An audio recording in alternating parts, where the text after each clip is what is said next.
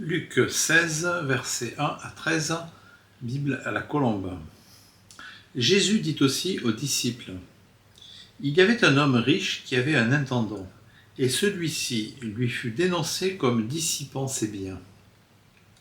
Il l'appela et lui dit : Qu'est-ce que j'entends dire de toi ? Rends compte de ton intendance, car tu ne pourras plus être mon intendant. L'intendant se dit en lui-même : Que ferai-je, puisque mon maître m'ôte l'intendance de ses biens ? Piocher la terre, je n'en ai pas la force. Mendier, j'en ai honte. Je sais ce que je ferai, pour qu'il y en ait qui me reçoivent dans leur maison, quand je serai relevé de mon intendance. Alors il fit appeler chacun des débiteurs de son maître, et dit au premier : Combien dois-tu à mon maître ? 100 mesures d'huile, répondit-il. Et il lui dit : Prends ton billet, assieds-toi vite, écris 50. Il dit ensuite à un autre : Et toi, combien dois-tu ? 100 mesures de blé, répondit-il. Et il lui dit : Prends ton billet et écris 80. Le maître loua l'intendant infidèle de ce qu'il avait agi en homme prudent. Car les enfants de ce siècle sont plus prudents à l'égard de leurs semblables que ne le sont les enfants de lumière. Et moi je vous dis, faites-vous des amis avec les richesses injustes, pour qu'ils vous reçoivent dans les tabernacles éternels, quand elles vous feront défaut. Celui qui est fidèle en peu de choses est aussi fidèle dans ce qui est important, et celui qui est injuste en peu de choses est aussi injuste dans ce qui est important. Si donc vous n'avez pas été fidèle dans les richesses injustes, qui vous confiera le bien véritable ?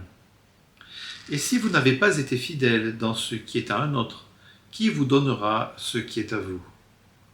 Aucun serviteur ne peut servir deux maîtres, car ou il haïra l'un et aimera l'autre, ou il s'attachera à l'un et méprisera l'autre.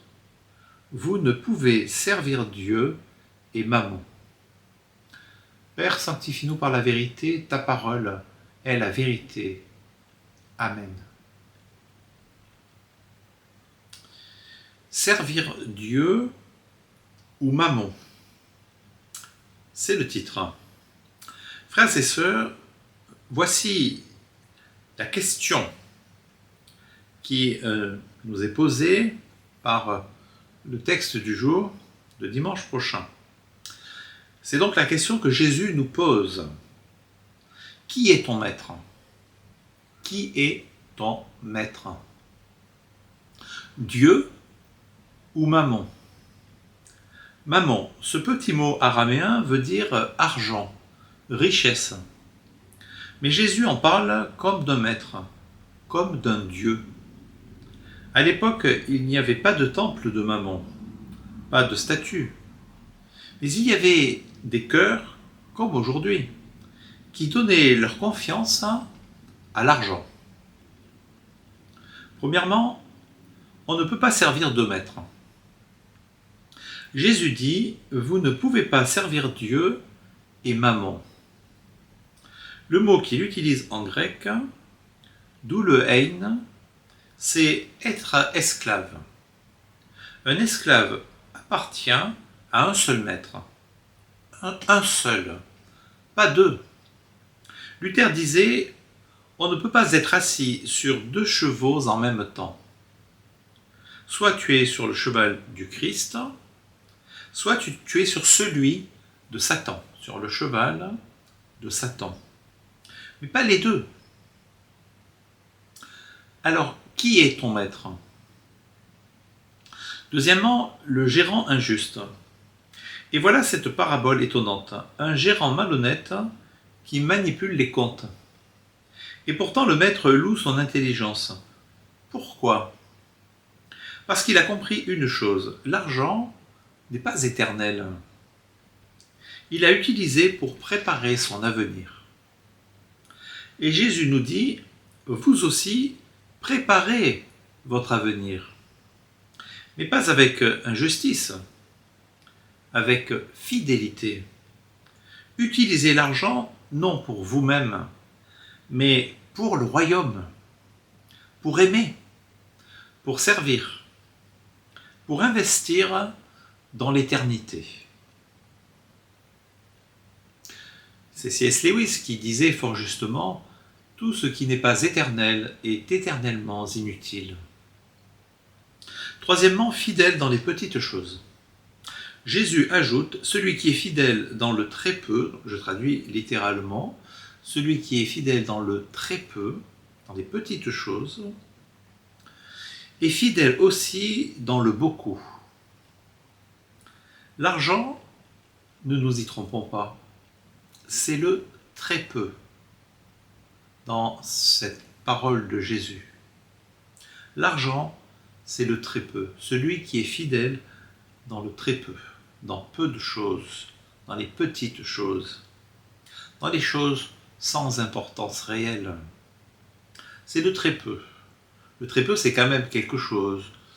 Ça reste quelque chose.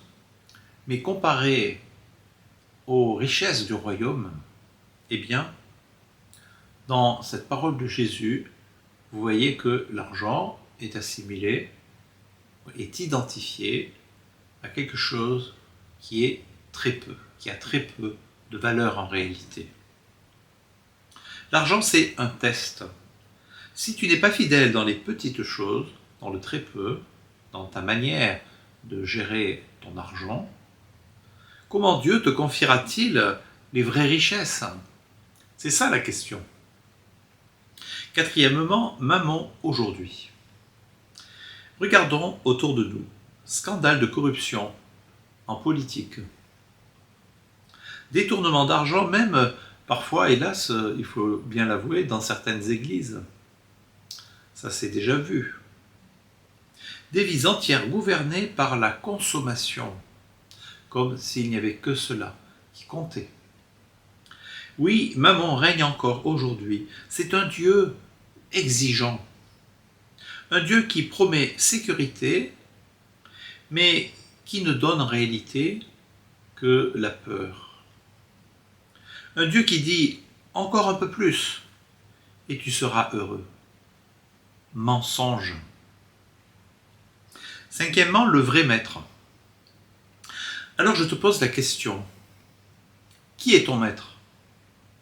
Si c'est l'argent, tu ne seras jamais libre. Il demandera toujours plus. Mais si c'est Dieu, alors l'argent redevient ce qu'il doit être, c'est-à-dire un outil, un instrument, un moyen, jamais un maître. Augustin disait « Là où est ton amour, là est ton maître ». Et Jean Calvin, je cite, « Le Christ ne condamne pas l'usage de l'argent, mais l'esclavage qui met en lui notre sécurité. » Sixièmement, application concrète. Alors, comment vivre ce texte ? Examine ton cœur. Où est ta confiance ? Dans ton compte en banque ou dans ton Seigneur ? Sois fidèle dans les petites choses. Honnêteté, transparence, pas de compromis. Pratique la générosité. Donne, soutiens les pauvres, soutiens l'Église. Brise l'emprise de Mammon. Choisis ton maître. Pas deux, un seul. Conclusion. Frères et sœurs, Jésus nous met devant un choix clair et radical, Dieu ou Mammon. Ne laisse pas l'argent gouverner ton cœur. Ne sois pas esclave d'un maître qui détruit. Choisis le Christ. Lui seul est le vrai trésor. Lui seul est le maître qui donne la vie. Amen. Alors, j'aimerais, pour poursuivre et pour terminer tout à la fois, cette méditation autour du texte de dimanche prochain, dont vous trouverez d'ailleurs une étude plus approfondie sur ma page Facebook, avec aussi toutes les références, et aussi les autres lectures qui nous seront proposées pour dimanche prochain, avec notamment Amos 8, versets 4 à 7, le psaume 113, et puis la deuxième lecture, 1 Timothée 2, versets 1 à 8. Vous trouverez donc ces réflexions autour de Luc 16, avec une partie exégétique plus développée, avec des illustrations, des applications, etc., etc. Je voudrais simplement vous lire les paroles d'un cantique que j'ai découvert en Afrique lors de l'une de mes missions. Et c'est très beau de l'entendre chanter par ces communautés africaines, parce qu'il nous parle de la richesse de l'Évangile, nous parle de la richesse qu'apporte le Christ dans une vie, et qui a tellement plus de valeur que tous les biens de ce monde.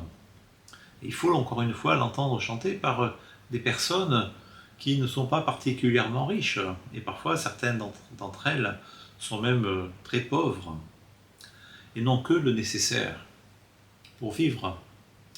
Et alors ce cantique, c'est « J'aime mieux avoir Christ ». « J'aime mieux avoir Christ », peut-être vous le connaissez, et c'est d'ailleurs traduit de l'anglais, et ce cantique fait partie des nombreux livrets de cantiques dans beaucoup d'églises, notamment en Afrique. Alors, j'aime mieux avoir Christ. J'aime mieux avoir Christ que l'or fabuleux. J'aime mieux avoir Christ qu'un palais somptueux. J'aime mieux avoir Christ que la renommée. J'aime mieux qu'il me guide par sa main percée. Que d'être un grand roi vêtu de fin lin, mais le cœur désert sans lui. J'aime mieux avoir Christ que les plus grands biens que le monde offre aujourd'hui. J'aime mieux avoir Christ que d'être arrivé au sommet de la gloire, de la célébrité. J'aime mieux avoir Christ que l'art le plus grand. J'aime mieux qu'il dispose de tous mes talents. Troisième strophe. Mon Jésus est plus noble que le lys royal, bien plus doux qu'un rayon du soleil matinal. Il réchauffe mon cœur et le satisfait. J'aime mieux sa présence, son amour, sa paix. Je vous invite maintenant à terminer ce temps de méditation autour du texte de dimanche prochain par la prière, une prière de consécration qui reprend les thèmes abordés dans ce texte de l'évangile de Luc et avec l'intention ferme de mettre nos vies au diapason de la parole de Dieu, en remettant les choses à leur juste place, et notamment les biens matériels, les biens de ce monde, les richesses temporaires et temporelles. Prions. Seigneur Tout-Puissant et Père plein de tendresse, nous venons devant toi avec des cœurs partagés. Tu sais combien il est difficile pour nous de choisir un seul maître, combien nos pensées et nos désirs vacillent entre toi et Mammon, entre la confiance en tes promesses et la tentation de chercher sécurité dans l'argent. Seigneur Jésus, toi qui as dit « Vous ne pouvez pas servir Dieu et Mammon, donne-nous un cœur sans partage. » Fais que nous t'aimions de tout notre cœur, que nous mettions notre confiance en toi seul et que nous sachions utiliser nos biens comme des instruments de ton royaume. Esprit Saint, toi qui éclaires et sanctifies, apprends-nous la vraie sagesse. Être fidèle dans les petites choses, employer les richesses passagères pour aimer nos frères, et chercher avant tout le vrai trésor, celui qui ne se corrompt pas et que rien ne peut nous ravir. Seigneur, libère-nous de l'idole de Mammon, qui promet la sécurité mais qui asservit, qui attire mais qui détruit. Attache nos cœurs à toi seul, pour que nous servions un seul maître, toi notre Sauveur et Seigneur, qui t'es donné pour nous en rançon. Nous voulons t'appartenir, toi qui nous relèves, comme tu relèves le pauvre de la poussière, toi qui ne nous abandonnes jamais, toi qui es notre unique espérance et notre vraie richesse. À toi, Père, Fils et Saint-Esprit, soit l'honneur, la gloire et le service de nos vies, maintenant et pour toujours. Amen.